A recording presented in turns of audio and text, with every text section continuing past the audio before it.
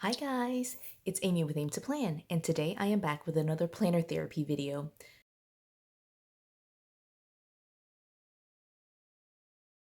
So, if you've seen the title of this video, you know what we're going to be talking about today is developing one way to track your anxiety, depression, stress, whatever fill in the blank you want to be able to track.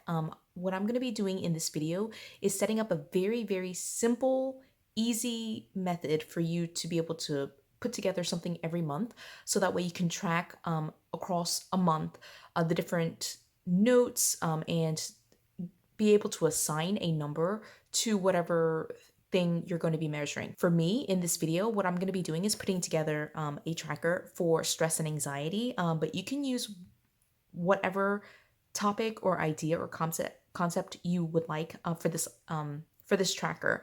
The things I would think would be appropriate for like putting a number to would be things like anxiety, stress, depression, anger management. This is really open to whatever you'd like to do in terms of setting up something numerical. One of the things that I would also add on there that I would- don't, I've fallen off the habit of like doing this, but you can also do this for sleep. If there's nothing else, you can at least try it for sleep. So what I have here is a half sheet of paper, and it's just a half sheet with dot grid on it. But you can use any filler paper or just make this on your own as well. I just find it easier just to already have like the dot grid on there, so I don't have to worry about like using a ruler to do this. But as I jump into it, I wanted to talk to you about what this is all gonna like what the purpose of this is. One of the things that I've talked a lot about in these videos is the fact that we need to be able to over time recognize the patterns that are coming up for us. And so for me, like it's sometimes like you're in the day to day of what's going on in your life, and you don't really pay attention to some of the signs or the triggers that you have going on. And of course, I've talked about in several videos how we can kind of track that and make sure that we take note of what's happening for us in our everyday lives in terms of journaling it out. But maybe journaling is a little bit too time consuming for you. Maybe you feel um, like it takes too much time to be able to sit down and do the journaling entries like day to day or incident by incident. So this would be a method for you to be able to do something that can help you kind of track the patterns across time in a much simpler, like you could do it within like a couple of seconds once you get it set up. So hopefully this is a good option for you, especially if you feel like you're overwhelmed in terms of a time management situation. Okay, so what I started off with was putting some numbers here. So I have 1 to 5. Let me zoom in just a little bit. Maybe you'll be able to see a little bit better. Okay, so I have it numbered 1 to 5, but you can certainly do 1 to 10, whatever scale you want to do. I find that 1 to 5 is good enough for me. And so the way that I do this, you can see I started off with 1 at the bottom and 5 at the top. So 5 for me, and again, I'm doing this based on anxiety and stress, but you can use it for whatever metric you're wanting to measure. But for me, related to anxiety and stress, a 5 means that I had a great day. There was zero stress, zero anxiety. A 3 would be like kind of an average day, and then 1 was like just a really bad day where I was like super high in stress. Now, certainly you can flip it around. I just like to take it from negative to positive. And so positive, like the good days, I like to list as like higher, and the bad days I like to list as lower. And for stress and anxiety, it might make more sense for you to mark it as like maybe instead of doing the 1 to 5, you would in going this way, you would do it 1, 2, 3, 4, 5. And again, keeping in mind the positive is going to be higher and the negative is going to be lower. Maybe you want to rate the anxiety itself rather than the day. And so you would put anxiety was really high, which would lead to a bad day or like would correlate with a bad day. Whichever method you use, just I like to use a scale of 1 to 5 just because like 1 to 10, it can be overwhelming, even at that small level to, like have 10 numbers to kind of pick through. Here, it just gives you a simple, really bad day, average day in terms of stress and anxiety, and then like a really good day where you had no stress or no anxiety. So that's there. And now that I'm looking at that, I do like the 1 to 5 like this, so I'm gonna leave that. And then the other thing that you need to do is just basically list out the days. I'm actually gonna do this for September. I'm doing this for September because, like we're kind of midway through August and I don't want to like start something halfway. So I'm going to do this for September. And what I'm going to do is just kind of write the day of the week and the date across the top here. And this is like straight from bullet journaling. You just kind of like do like this. And you can kind of see I got it started here. I have the numbers, so September 1st, 2nd, 3rd, 4th, 5th. And then here is Wednesday, Thursday, Friday, Saturday, Sunday, and I'll just finish the rest and I'll speed through this just so you don't have to sit here and see me numbering the entire time.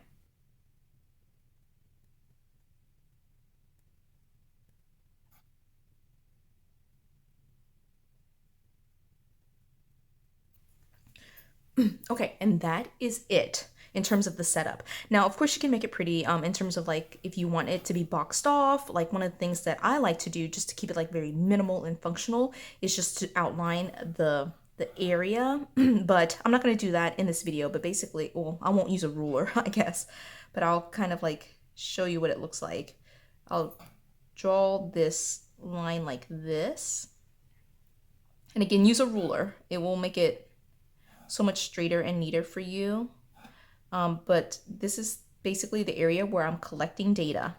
Okay, and so every day I try to encourage people to like use the same time frame. Okay, so if I'm going in and trying to track my anxiety or stress, I would do it at a time that's fairly consistent. I would like to do it maybe right at lunch every day, or at the end of the day, right before I go to bed, or early in the morning. Maybe early in the morning wouldn't work so much for stress and anxiety, but maybe I'll do it early in the morning for the day before.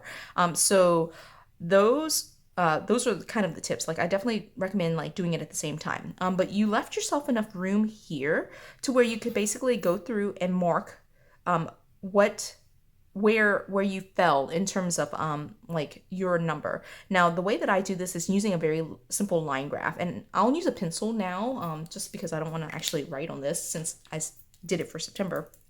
So what I would do is, like, for example, September 1st, I felt like that was an average day. I was actually pretty stressed, and so I'm here. Let's just say September 2nd, I actually had a great day. I felt like I had zero or like a one on terms of anxiety.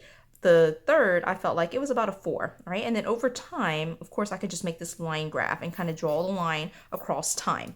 Okay, so that's one of the benefits of kind of like being able to track it across the month. The other thing that I would recommend is using this extra space. And this is one of the reasons why I left this space here, is that as we go through the month, I can take a look at these three, the four, and the five, and I've given myself just the tiniest bit of room to say, like, why was it a three? Three was because work was stressful.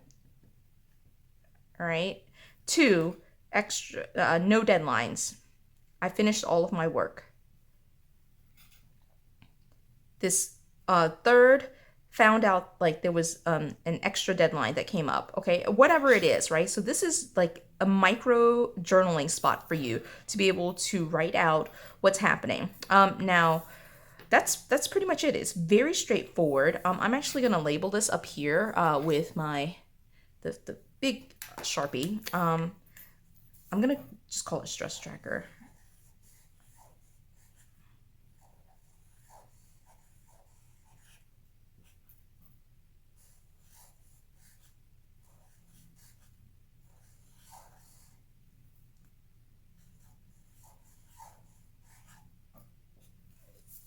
Okay, and I'm ready to go for September. I'm actually going to erase this off camera, but I'm ready to go for September. It's very simple.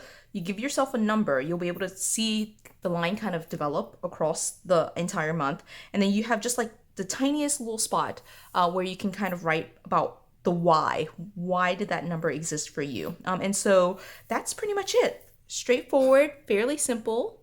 And, I think an easier way to track I put stress and anxiety, but it could be depression, it could be negative thoughts, whatever it is that you want to track. This could be like a good way for you to reduce the amount of journaling that you're doing. And I hope that is helpful to you, especially since the past few videos I've talked a lot about like heavy journaling, maybe this will be kind of an alternative to that if the journaling thing is not for you.